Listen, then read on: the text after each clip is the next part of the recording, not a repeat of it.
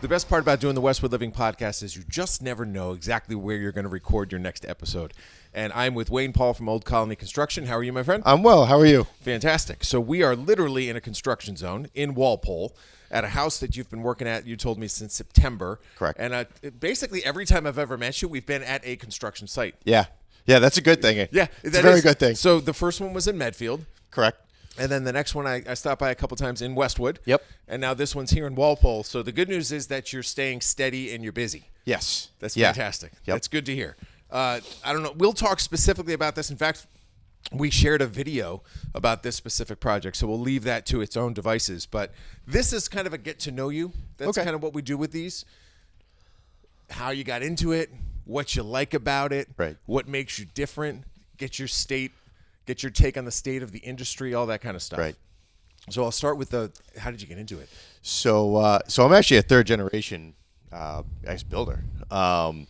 So as a child, my great uncles were builders. They immigrated here from Latvia, and cool story. They came over here, World War II refugees. They actually escaped into Germany from Latvia. From there, Germany over to America, joined the service, and then they became builders. So they built a ton around the area. So when I was a kid, it was like indentured servitude. You know, summertime, like, you know, school's out, like, yeah, you know, everyone's hanging out by the pool. No, I'm on a job site at 8 years old, literally taking nails out of 2x4s, straightening them with a hammer, putting them in like their individual buckets to repurpose all of this stuff. We all start somewhere. Yeah.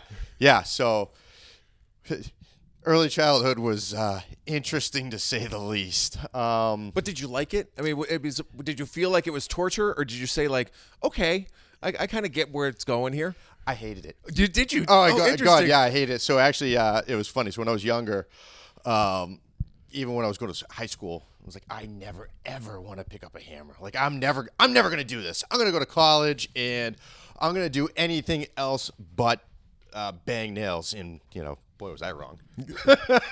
Well, at what point did the coin flip where you realized it was a good opportunity and you had this inherent skill set and the support system to help you through? Because I would imagine at the beginning you probably had a lot of people you could lean on for advice in terms of how to make this work. So it was funny. It was actually when I was in high school.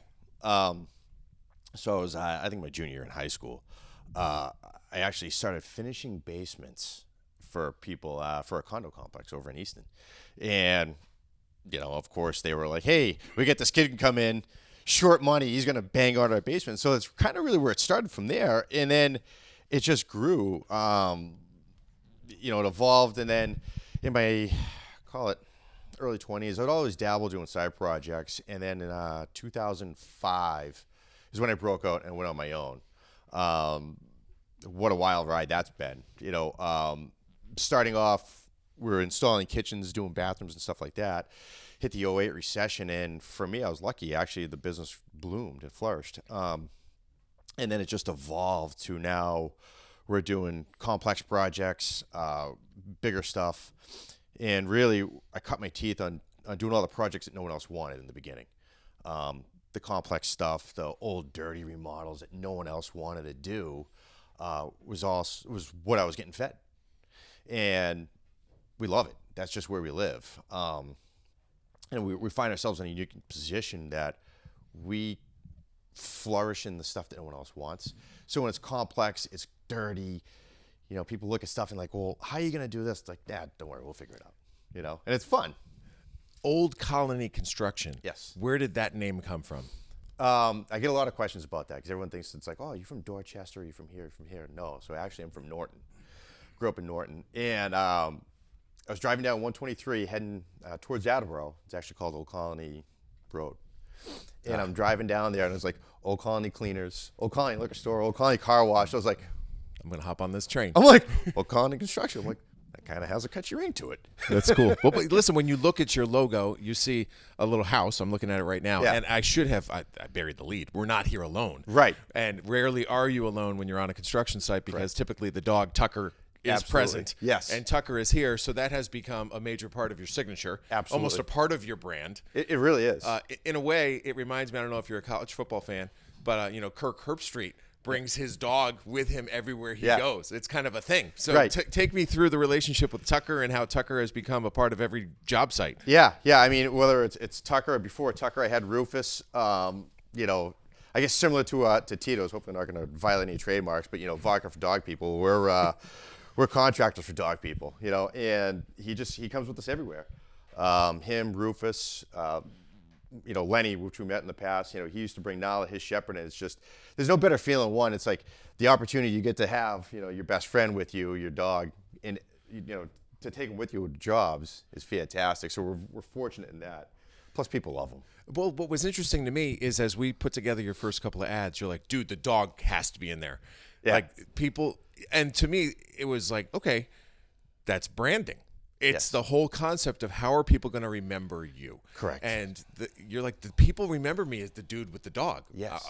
Ultimately, you want people to remember you as the guy who does a great job on the house. But Right. initially, they're like, oh, you're the guy with the dog. Yes. Where did you get that inherent understanding of how you build the brand a little bit? Really, it was never anything that I intended to do. It was purely accidental. And it was simply just, I always had the dog with me. And that's really where it was. And I'd be looking at jobs and people would be like, and they would actually say, like, dude, you're the guy with the dog. You're the guy with because the dog. I would always have them with us. And it was never about a branding to intentionally come on and be like, well, we're going to put the dog forward. It was just, no, that's just who we are to our core. It's like, you get your buddy with you every day, Yeah. and it's a symbol of who we are and what we stand for, I love it. I think it's really cool. And it is a neat signature thing about Old Colony construction. So let's talk about kind of the state of the industry right now. We've got homes that are not moving at a rate that we've seen them move in the past. There's a lot of reasons for that. And so what we've witnessed, and I know you've witnessed, is that people are looking around their spaces and saying, maybe we should stay here. Maybe Right. we should redo something. Walk me through what that's been like over the last couple of years. People choosing to upgrade what they have as opposed to selling. Right. Yeah, that's a great question. So to your mention, the state of the industry, it's just so hard to find homes, especially ones that you can afford, you can move family into, and especially in New England. New England is so unique to the rest of the country, where you can go to the Carolinas, the Sun Belt states, or whatever, and you have these big developers that can go in, they can buy 1,500 acres, put up 1,500 houses. We don't have that in New England. We're an old part of the country, so what you're finding is mostly you're going to do a lot of remodels. A lot of the good land has either been bought up or it's just so expensive that people that are doing developments are just putting in these massive $2 or $3 million homes. It's like, well, you can't afford that. So how do we afford to stay in New England, raise a family, and do what we're going to do? Is now we're getting to the remodeling aspect. Similar to the project that we're on here, where it's like we got a wonderful family. They're young. They actually just had their second son. And it's like, hey, we want to be in this area. We love it. It's great.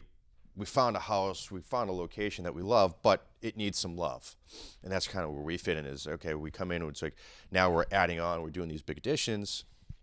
We're making it awesome. And we're making this truly now the next generation home, where for 100 years, this house was what it was. People lived here, and now it's going to be better for the next 100 years. Crazy. Yeah, I mean, it's to say awesome. it that way for 100 years and then the next 100 years. The process. What's your expertise when it comes to, design? I mean, how do you put all this stuff together? Do you have that inherently in your mind too, where you have a vision and you know how things should be put together? How does that work? We kind of, it's more of, do we have a vision? Yes and no. It's more when we get into the space. There's not a single project that we've done where we stick strictly to the plan. We certainly call audibles all the time. You get into the space, you start looking at stuff, we start laying things out and just looking at it and go, what's going to make sense? How's this going to fit? How's this going to work better? Even in this project here, we got a construction set of plans, which was exactly that. It wasn't anything fancy. And we just adapted, like I said, we call those audibles, plus the homeowners. The homeowners are fantastic, where it's like they have their own ideas, they have their own flair, and they come to us and it's like, hey, well, what do you think about this? And yeah, let's go for it. For example, this project that we're on, we pretty much remodeled the whole second floor, and in the back piece of this, when we originally talked about this project was, well, we're gonna leave that. There's a bathroom over there. There's a couple other things. It's like, well, since we're already here, what do you think about opening it up, making it better, we end up making a whole another laundry room that we didn't even talk about. Got it. And it's just, yeah, no, this works. And we just get in here and, like you said, we just start playing with stuff, and we ultimately try to find the best for the end user. Well, let me leave you with the last word. As you consider this in some ways a little bit of a pitch for why people should work with you and choose you, how do you position yourself as the best and the one that should be chosen? I wouldn't say the best. I'd say we're comparable. We're up there. There's a lot of great talent in this area. There really is. But what makes us unique, a little bit different. One, we got the dog, Tuck. How can you say no to him, right? But like I said, we like those complex projects. We also like to not ever say no. We want to be able to do the best that we can and provide the end user with the best product that they have. And we would like to work with the homeowners with that. At the end of the day, when we leave the job, we want you to be happy with the product that you have. And that's really important to me, is sitting back and it's like, you know what? Yeah, we love our house. That's awesome. That's something that's really important to me, is to have that come back and be like, you know what? We love it. Thank you. That's fantastic. Well, I always like to say thanks to those who support what we do, because without sponsors like you, we couldn't provide the information and the content that we do for Westwood. So thank you very much for that. Thank you. I appreciate that. And then continue to stay engaged.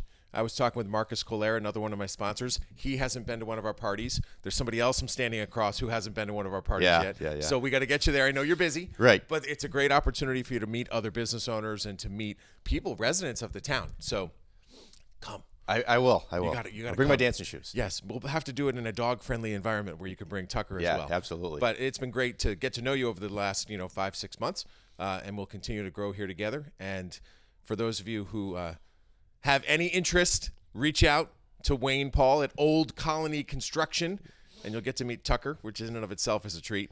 But thanks again, and as always, if there's anybody else you want me to have a conversation with, just send an email to tleyden@bestversionmedia.com.